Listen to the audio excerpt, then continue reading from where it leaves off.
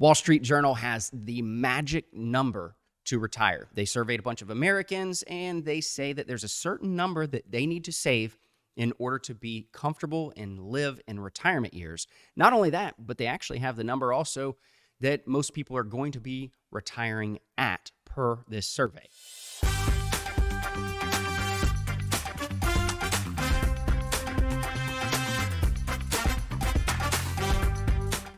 What is happening? If we haven't met, it's Eric with Jazz Wealth Managers. We don't just invest your dough, we like to educate you on your dough. And so I want to take a look at this article, find out what the magic number is for people to save to be able to retire.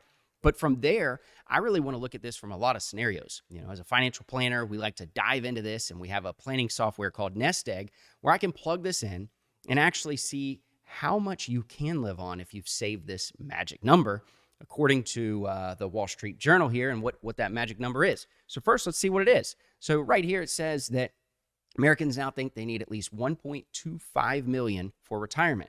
Now, I'm curious if you think that or not, but what's really interesting to see is it's a 20% increase from a year ago. That's what people are thinking. Hey, with inflation going up, all these things, they need to increase their savings by 20% to be able to retire.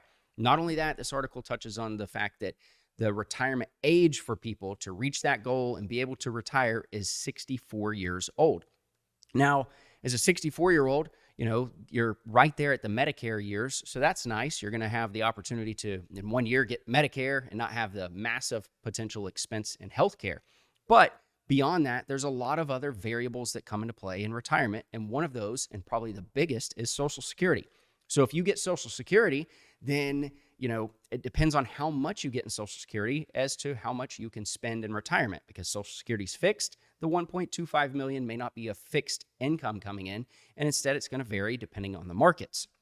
So if we look at Social Security in general, U.S. News says that the average is $1,657 per month that people receive in January of 2022, can go all the way up to $3,345.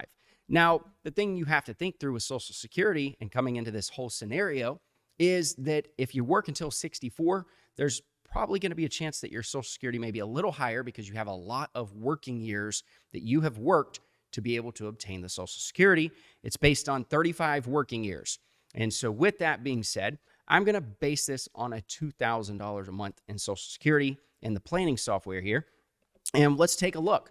So what we've got is Mike Evans. So if you know of Mike Evans, sounds like just a standard name. Mike Evans is actually a Tampa Bay wide receiver, like, you know, Tampa Bay football around that area. So I got Mike Evans here. He's going to retire at 64 years of age.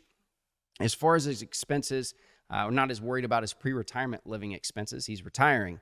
But then from there, Social Security, we're going to look at him getting $2,000 a month. We're just going to say he takes it at full retirement age. From there, his goals, he's going to have $5,000 in monthly expenses. So when it comes to the expenses, this means after-tax money that he needs to live on.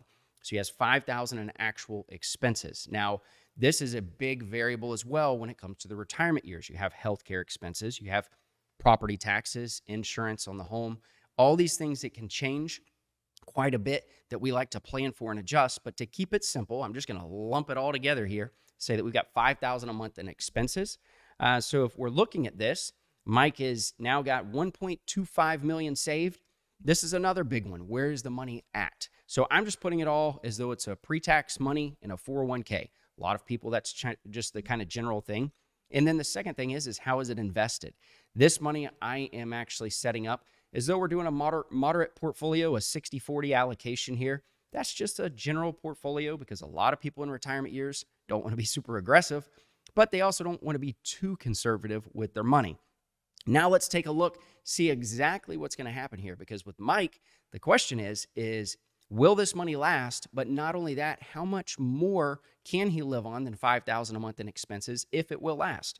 So looking here at this plan, what it looks like is a 96% probability of success, potentially leaving $2.3 million in today's dollars. So if we look at future dollars, what would that be? You know, he would still be leaving about $1.2 million for inheritance for his children or charity or whatever the case is there.